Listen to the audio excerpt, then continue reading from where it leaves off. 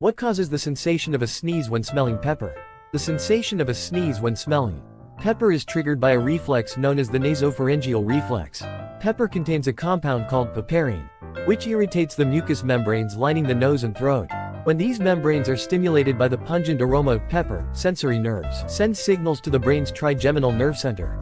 This center interprets the irritation as a potential threat and initiates a series of responses to expel the irritant, including triggering a sneeze. The sneeze reflex is a protective mechanism designed to clear the nasal passages of foreign particles or irritants, such as dust, pollen, or in this case, piperine from pepper. Sneezing helps to remove these irritants and maintain the health and function of the respiratory system.